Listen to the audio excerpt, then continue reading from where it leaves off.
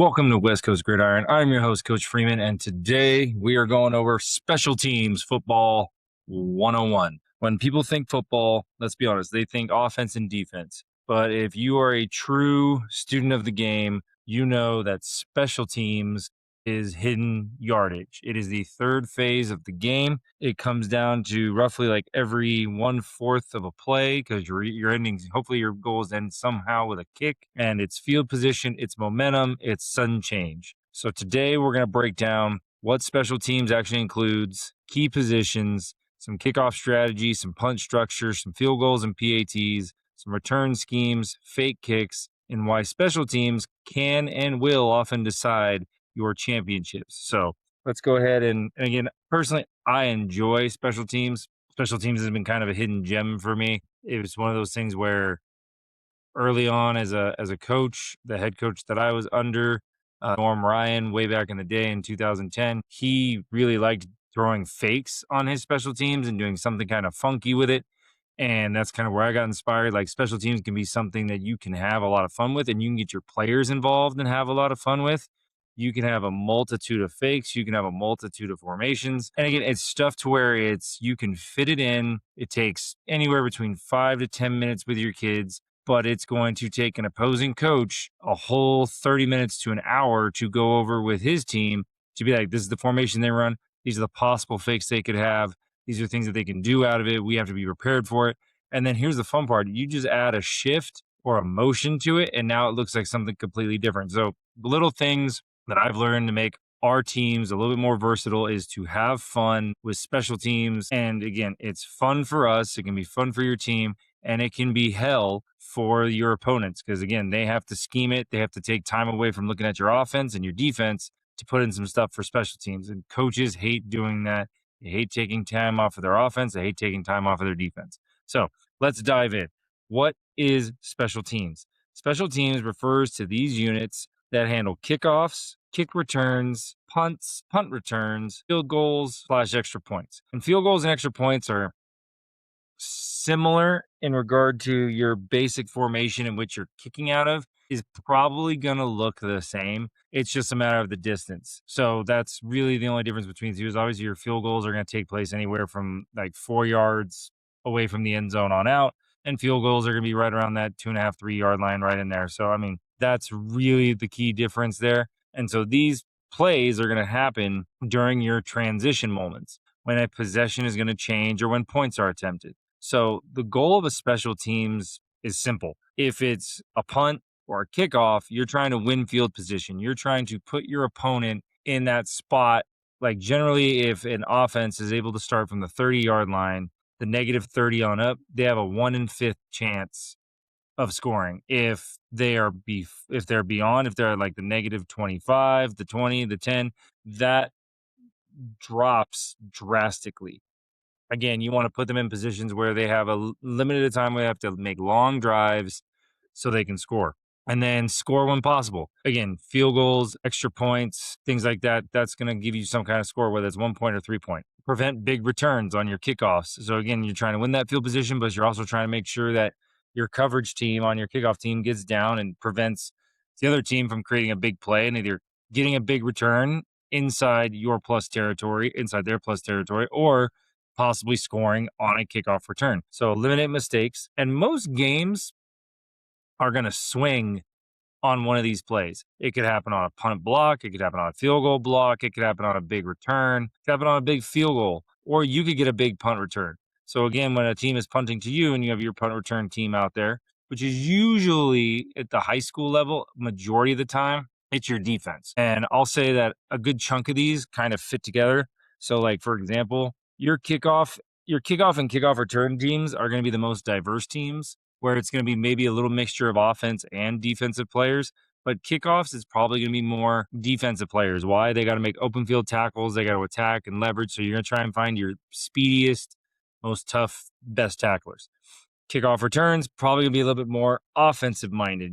But you can still have some defensive guys, some linebackers, some DB, stuff like that. But you're going to want people that can block, run the ball, catch the ball, things like that.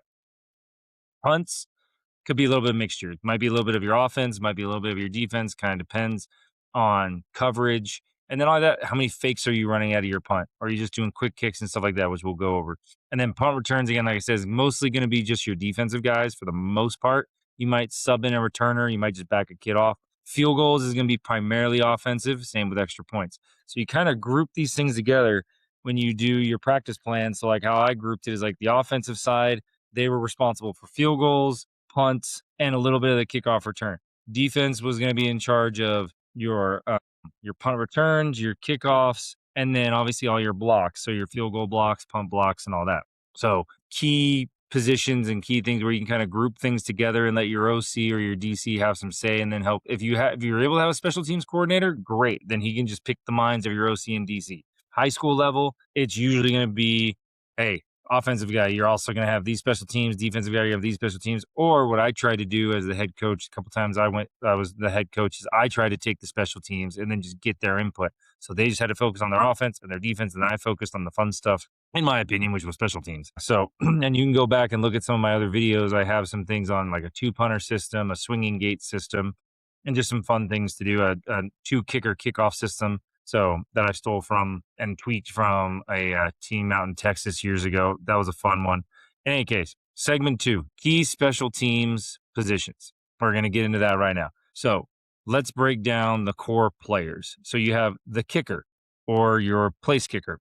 They're going to handle field goals, extra points, and kickoffs. Accuracy and consistency matter more than power in field goal situations. Now, that doesn't mean like if you want to be able to kick a 40-yarder, the kid's got to have power in order to do that. But the kid could have all the power in the world. If he doesn't have the accuracy, he's never going to make it. So it's one of those delicate balance of they need enough practice to get accurate and consistent, but they need enough power to kick it if you need that in that situation. But as far as what matters more, I would say at the high school level, I'm going to take accuracy and consistency over power in my field goal situation. Because if I know that he can make a 30-yarder, okay, I got to get to the 22 or the 21, in between the 21 and 23, and that's going to be his max distance. But I know he can make it 10 times in a row from the left hash, the right hash, or in the middle of the field. Now, obviously, some teams try to get in the middle, but wherever you're at, sometimes you just kind of have to live with what you got. Again, accuracy and consistency matter more, in my opinion, at the high school level than it does a field goal, than it does power, which again, that makes you a little bit dangerous because if you can make 20 and 30 yarders consistently, you're guaranteeing yourself some points once you get in that red and green zone as an offense. And again, that gives something else the other team to worry about because now they got to work on field goal blocks. Because if they see your other films, 2, 3, 4, 5, 6 films, because let's be honest, everyone's trading with everybody, no matter the rules that you put in there, and they see that you can make those, they don't necessarily know how far back you can go. So now they got to take time out yet again to work on, hey, we need a field goal block because this kid is consistently, he's 80 to 85% inside the 30. Like he just does not miss inside the 30. So we have to have a field goal block because if it's late in the game or late in the half and they're going to kick a field goal and get extra points, then that team's going to take time to work on that field goal block. If you don't have a kicker, then your team doesn't, the team you're playing doesn't have to worry about setting anything up to block your kicks because they've never shown a kick or the kid can barely make PATs. So we got nothing to worry about. So place kicker is going to handle your field goals, your extra points, and your kickoffs. And again, accuracy as well. Do you want them to put it inside the 10, inside the 5? Do you want him to not kick to a certain player, which let's be honest, every time you tell him to not kick to the certain player, he always kicks to that player? Or do you want to try and target one of their lineman types that might be in that middle to back row because they help with block or set a wedge? So kickoffs are key if you can have accuracy, or if you like doing onside kicks, squib kicks, sky kicks. Again, that takes accuracy and consistency with a little bit of power. So that's your place kicker: field goals, extra points, kickoffs. Next up, you have your punter. The punter handles 4th down punts. So what's his responsibility? His responsibility is distance, hang time, and directional placement. So this guy right here is going to be your punter down here, and he's going to handle the snap from the center, which will go to the long snapper or center, whatever you got going on there. We'll discuss that in a second. But he's going to be anywhere between 10 to 15 yards back. Again, it all depends on your philosophy and your, like, are you doing shield punt? Are you doing max protect punt? Do you like to do this kind of punt formation? And I mean, again, do you like to do the 2 shields? So do you have 2 guys back here that are your shield, or do you have 3 guys that are back here that are your shield? And sometimes they're 7 to 8 yards, and then your punter's anywhere between 12 to 10. So sometimes shield punts are more kind of spread out to something like this kind of scenario. I've done this before.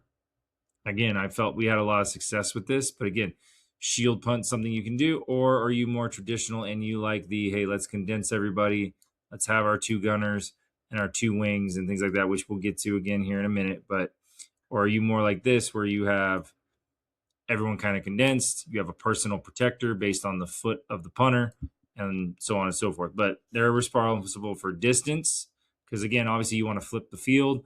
If you're down here back at the 20, you want to at least get it past, at least closer past the 50 and get into the opponent territory. You want hang time because you want to give these guys, your players, time once the ball is kicked to get downfield to pursue and make a tackle on the punt returner. And then directional placement. Do they have somebody back here you don't want them kicking to? Or, like, let's just say you're more you're in the midfield, and let's just say here, we'll go to a long field here. Let's say, do you want them to kick it in this corner? Because this is one of their better returners. So you want to kick it over here in the corner. Or, I mean, if your team was more kicking from the 50, because obviously, depending on your field goal range, if you're at the 40, well, I can't make a almost 50-yard field goal. Do you want them to cough and corner it to where it gets to here and maybe goes out of bounds where you're inside the 5?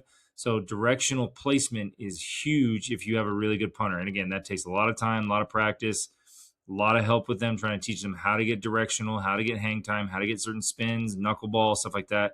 And then obviously lately now, you also have rugby punt too. So, I mean, depending on what you do, where he's running this way, a lot of teams do this.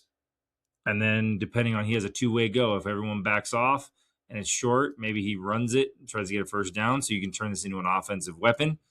Or if they attack him, then he can kick it kind of randomly like squib it. But that also gives your team time to get down there. So as he's running and these guys release, by the time he punts it, there's already people kind of halfway down there.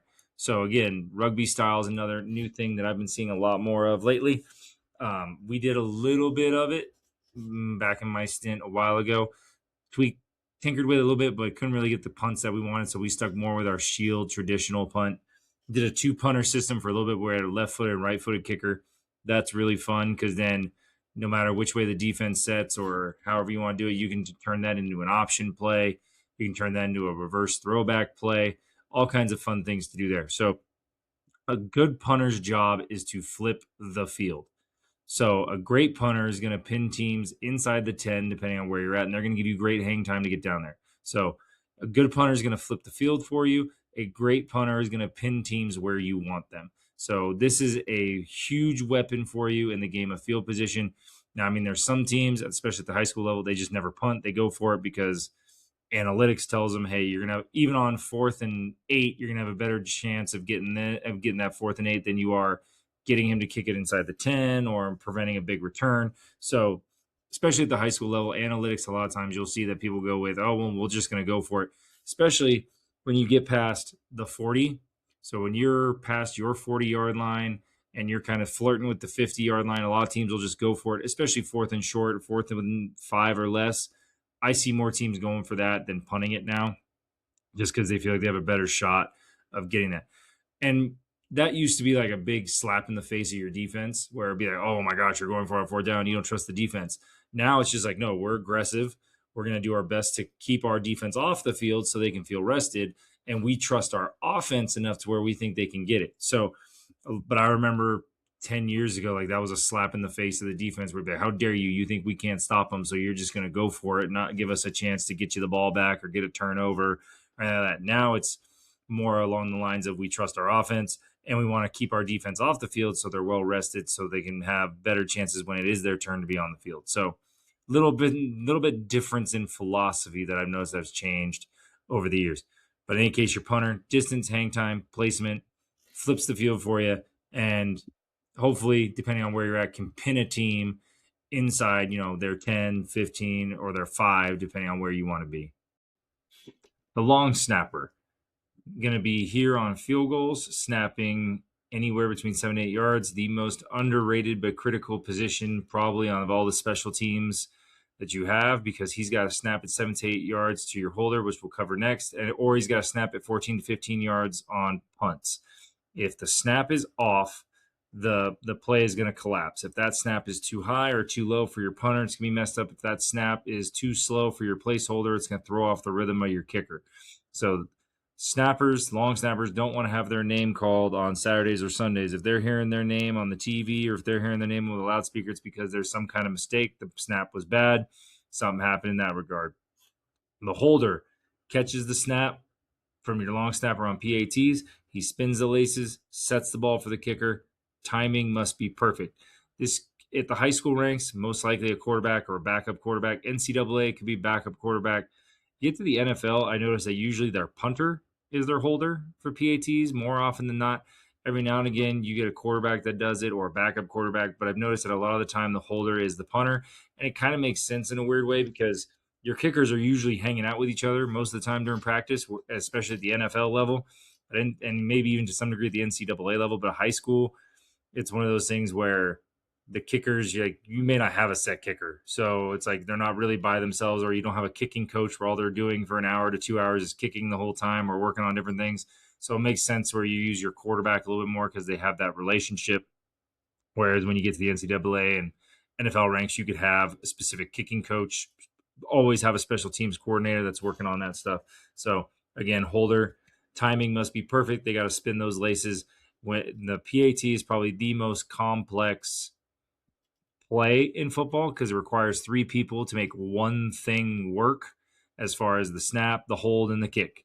So it's probably one of the more complex pieces of football that honestly gets overlooked, especially at the high school ranks. Because again, let's be honest, if you're a high school coach and you're listening to this, you're spending maybe 15, 20 minutes max a day of practice on your special teams, maybe just because, again, you're only allotted somewhere between 2 and 2.5 hours with your kids. Some of you stretch that to 3 hours, maybe on a Monday, Tuesday, Wednesday, but by Thursday, you're trying to cut that practice down so your kids aren't exhausted for game time. So let's be honest on that front, like special teams, while it's a third of the game, does not get a third of the practice. Because if you were trying to do that, if you had, a 2.5 hour practice, if it's 120 minutes, you're not going 40, 40, 40.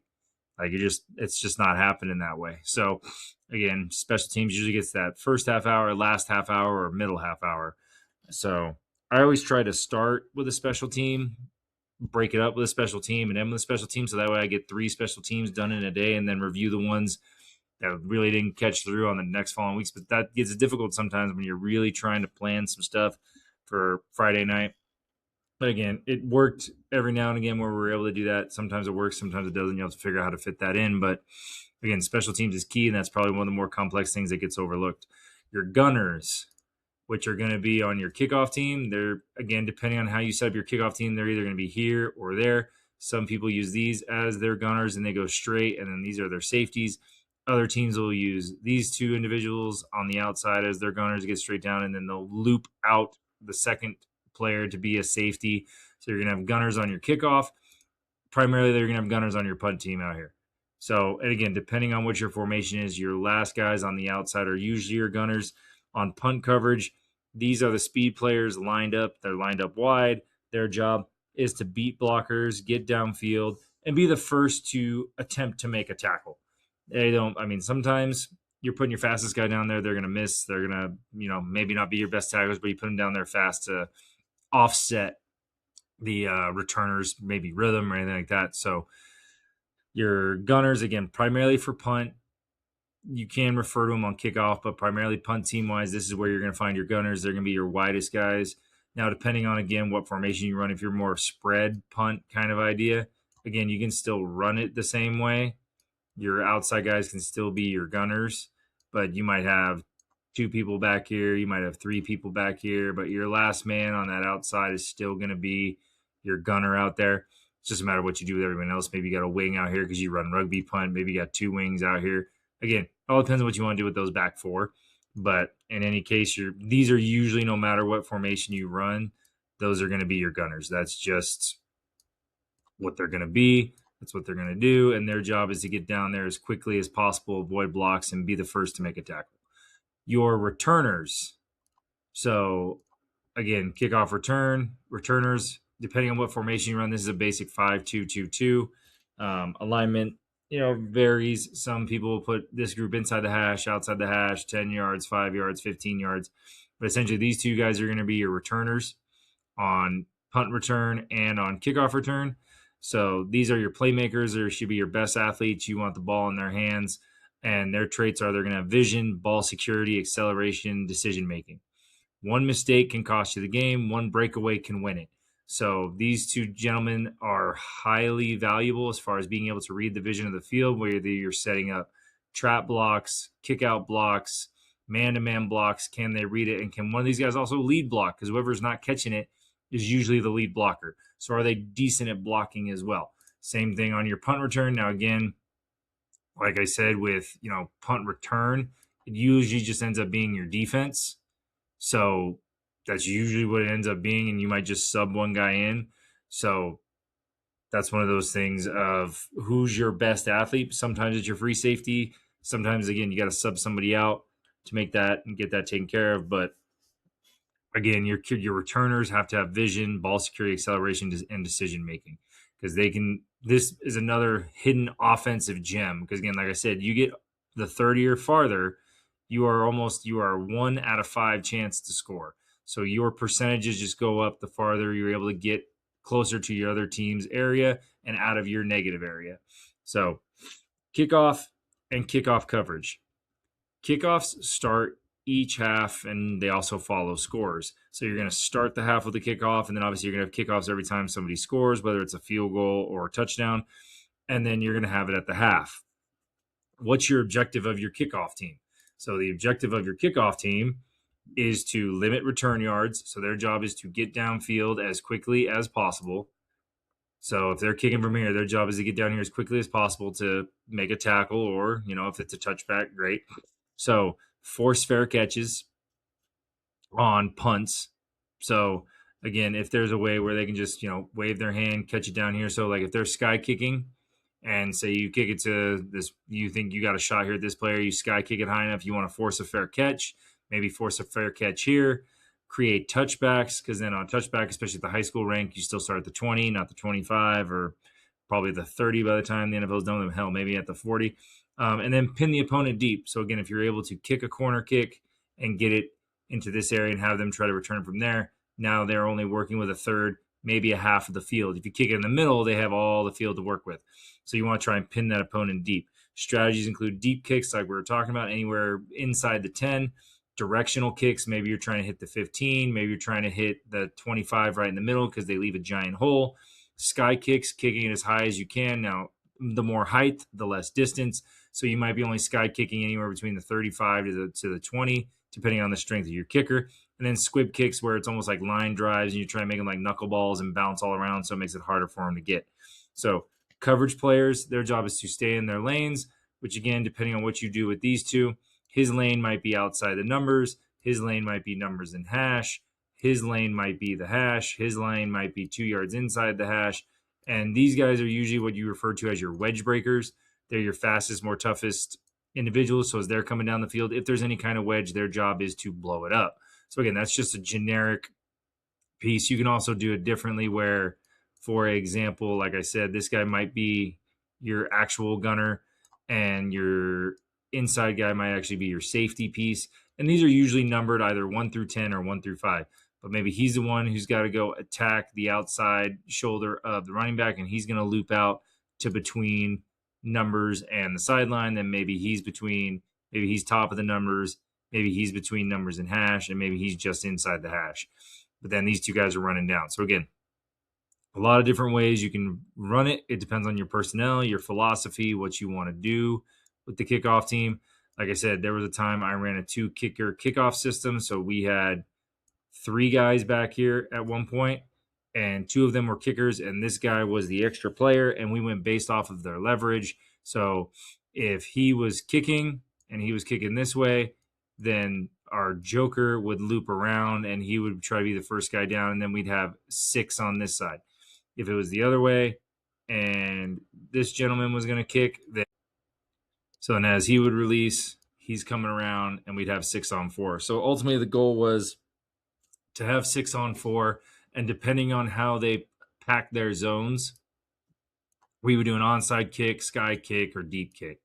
And it was all predicated on the two kickers. They would decide based on the leverage of the kickoff team where we were going to kick. They would call out zone 1, 2, 3, 4, 5, 6, 7, 8, or 9. And so the goal was they needed to have basically they had to have three. They almost had to have 8 guys up on the 50-yard line for us to not kick an onside kick. So that was kind of the idea. Again, put a lot of stress on the defense, but again, we got a good amount of onside kicks that year, a good amount of opportunities. So again, just some things to play with. So as far as how you want to play that and try and get as much opportunities for your offense as possible. Kick return strategies. I mean, they return teams blocks by using anything from wedges, and depending on what state you live in, I know sometimes you can't make a 3-man wedge anymore or lock arms or anything like that. So sometimes maybe you try to make a 2-man wedge, a 3-man wedge, a 4-man wedge. Again, it all depends on what you're allowed to do in your state. Everyone's a little bit different. You can try and do some double teams where depending on what's coming down, maybe these two get together and double team one guy coming up, you back off. So, and then wall returns as well, where you can create a wall, and this is mainly on punt more than anything, but you can create a wall after they kick it, and then you try and like shield the wall. So if this was a punt team instead, maybe after they'd all kicked, you try to get a wall over here of like anywhere between 7 to 8 guys, and then your returner trying to go around the wall. So that's one way you can do punt returns. Again, it all depends on what kind of personnel you have. I was listening to one coach one time. He said they don't do punt returns anymore because, especially at the high school level, you never get a consistent punt anyway. So he would just leave his defense out there, maybe put one guy back so that way it could prevent them from doing any kind of like trying coffin corner if they were close, like inside the 50. And you'd put one guy back that, hey, if they squib it really bad and we can pick it up and just get 10 yards and get a little bit out of the way, that's fine. But more often than not, this coach was like, why bother with punt return at the high school level? We never get any good punts. They're always trash. So why not just eliminate that, save some more time, focus on punt, and focus on kickoff, kick return, and PAT. Eliminate punt return, where all we got to do is teach one guy, be like, hey, if the ball is kicked here, do this. If the ball is kicked there, do that, and get it out of bounds and keep us safe. So depends on your philosophy. Maybe you're in a state that has really good punters. If you're in a state or in a district or in a league or in a conference that has really crappy punters, maybe you consider just eliminating punt return. So, but in any case, the returner's job is very clear. They must secure the ball first, hit the crease decisively, and trust the blocking schemes. Special teams is about discipline and timing. So if this guy catches it, or if these 3 guys leave too early, if they're trying to form a double team here and they leave too early before he's caught the ball, well, now there's going to be penetration. There's going to be lanes for the kickoff team to get through. So you have to trust your coverage in order to make sure you make smart decisions. So again, kickoff return team, they're wedge, double teams, wall returns, and these guys got to secure the ball. Now, again, you can have some fun with fakes. They do like the little bomb thing where all 4 of these guys come together and they all pretend like they have the ball, and then boom, they burst out like a bomb burst or whatever. You can do reverses where this guy catches the ball, runs this way, maybe hands it to him and he reverses it the other way. You could do the old Music City Hall or City Hall Miracle from the Tennessee Titans where he runs it this way and then throws it all the way back over here. You know, there's a couple different things, a lot of different things you can do. You can try and run option out of it. So like if these 2 guys get together and you're doing like a right side return, he catches the ball, he widens out. First guy that comes through, you can either pitch it or keep it. So again, you can try and turn it into an option game as well. A lot of different things you can play with in every special team. It's just a matter of what your imagination is and how much imagination you've got. Same thing now goes into our next piece, which is punt team and punt coverage. So again, punt team, play with it how you would like. So, I mean, you could do things, again, you can line up in a normal formation here. You can line up in spread punt or shield punt, or you can just line up in spread punt. Honestly, you don't even have to really do what we're talking about, but you can just line up in a spread punt and have 2 guys off here and line up in a spread formation and do a quick kick or a punt. You can line up in an unbalanced set. I've done this a few times when we're to the wide side of the field, and you could do something like this where you bring a 4th guy over and you have 3 over here, 4 over there. Like maybe the field is over here and you have 4 to this side. We did this and ran a fake out of it where we ran just basically like stretch option to this side. So again, there's a lot of different things you can do to play games with it. You can even line up where you have all these guys over here. Like if this is on the hash, you can do something like this. Again, you're leaving one protector back there. Maybe you have two, maybe you have three, so that shrinks this down ever so slightly, but maybe you look more something like this. And again, depending on what you want to do, you can get even more dangerous and align this over. Again, depending on what you're trying to do fake wise, if you're a rugby punting team, maybe you do something like this. You have all the blocking to this side. You rugby punt. He helps block your backside. He takes first man through. He takes second man through, and he's attacking maybe this gap here or this gap here, and then kicking it later. Again, you can do all kinds of different things, whatever your imagination is, as long as you have your amount of guys on the line of scrimmage. As long as you got your 7 on the line of scrimmage, you're fine. So that's all you got to make sure you have, and then you can play games with all kinds of stuff there. So again, objectives though. On fourth down, teams are usually going to punt. High school, you might see it less and less, especially when they get past their 40, getting into the other team's side of the field. You might see it less and less, but obviously teams are more often than not going to punt on fourth down. Objectives: avoid a block punt, maximize handling time, pin the opponent deep. Punt protection includes personal protector, shield, or spread protection schemes. Coverage must avoid over pursuing. So if we got a returner back here and he's on this side and this guy over pursues and gets a little too far underneath and allows him to cut under there, well, now we got a cutback lane. Same thing if he gets a little too far deep out there and he's able to cut up underneath this way. So again, we want to make sure we're aiming at this back shoulder. So then that way, if he cuts here, we can get to him. If he cuts up, we can get to him. So you want to make sure that you teach your punt returners or your punt team to attack the punt returner at proper leverage, so then they can't get any kind of big return. So, and then also they got to be able to tackle in space. That's why usually your gunners on your punt teams, you might have a little bit of sub here in and out. Some people will use their offense. Some people will have a completely different punt team. Again, depends on how athletic your offensive line is, but most often than not, you're going to sub out a majority of your offensive line because they got to run downfield. And let's be honest, most of your offensive linemen, are not that athletic to where they're going to cover 30, 40 yards in the amount of time. Now, don't get me wrong. There's some offensive linemen, especially at the high school level, when they're that 150, 160, 170, they're going to get down there pretty quick. So they're going to be able to handle it. But more often than not, if you got your bigger offensive line, you're going to sub them out. So punt return teams, again, they're going to be more defense-based. You got like a safe return where they're just going to fair catch it and take care of it. A pressure kind of return units may call a safe return, a pressure return, or a pump block attempt. So they could do anything from wall returns, safe return, where we called it bird dog back in the day, where basically whoever you're lined up on, that's who you're blocking, and you're just trying to basically shuffle them outside and allow our return to try and get anything in the middle. Anything based on pressure, if they're getting any kind of pressure call, they're going to try and look at trying to maybe build a wall to one side. And then a plump block attempt where they line up maybe 6, 7, 8, 9, or 10 guys and just say, screw it, we're going for it, we're going to block it.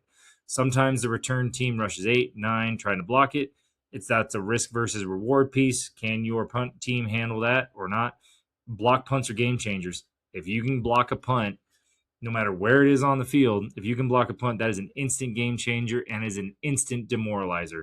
I can't tell you how many times we've blocked a punt or even a field goal, and you just see the other team deflate. Same things happen to us. We get a punt blocked, and maybe we're up or we're down by a score. Well, now all of a sudden they've either scored, we're down by 2 scores like that, or now they're in the position to score, and our defense is in a bad position. So, again, interesting things to tamper with and you can play with. But again, block punts are huge game changers that you can work on with your punt return team. Field goals and PATs. They're often the difference in tight games. Ending the half, coming down to the fourth quarter, do you have a kicker that you can depend on to kick you a game-winning or a score-extending kind of attack towards the end of a half or towards the end of a game? So field goal range depends on kicker leg strength, weather, and field conditions. Protection's got to be perfect. Low trajectory kicks can get blocked. So again, depending on what your field goal formation is, this is kind of one of your basic ones. I have run ones like these myself. I've also run ones that look more along the lines of this type of style as well, where you have a wing here, where you have a double wing to this side. So you have a long edge with 2 wings on that side again, because then saying like defender's never going to make it. And then here they got to go all the way around and go through. But I mean, usually you have something more along the lines of this look, I've also seen where they're kind of stacked like here and they just attack out. So again, and then most of the time, I will say this, I have learned a new field goal protection because most of the time I see everyone steps down hard inside and protects the inside gap. At the school I'm presently at, we do something called long bones, where they actually step with their outside foot and we try to funnel everything. So essentially, it kind of looks like the idea is if he steps his foot back and his foot back, then we funnel everything outward this way versus trying to just pummel everything inside.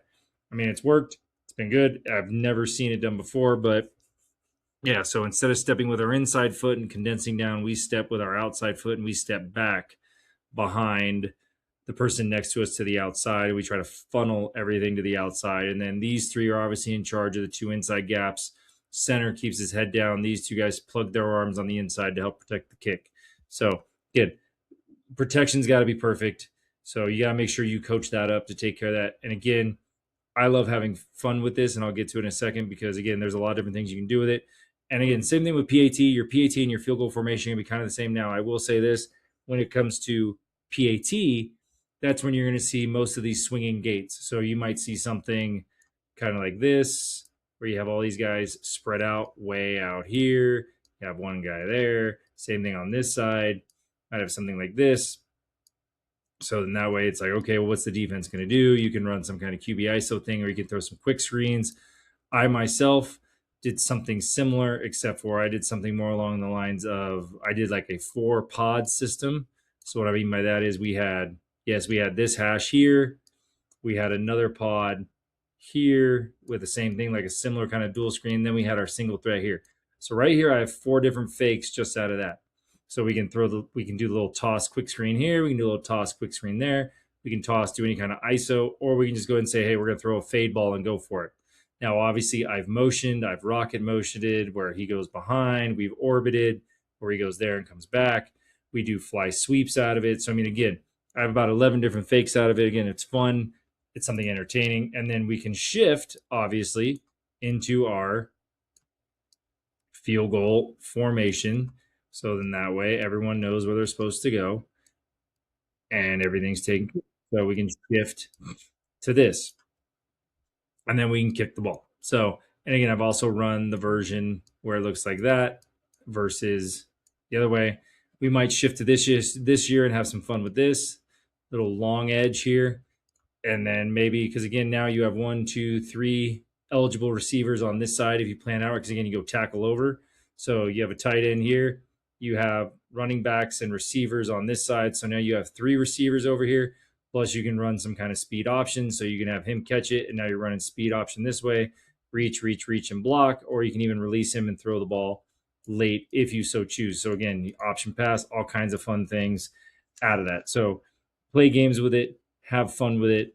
So that's where I like to have fun, which brings us into, again, fake kicks, trick plays, which I just kind of talked about with the PAT. Special teams is prime territory for deception. Fake punt, fake field goals, surprise onside kicks. Why does it work?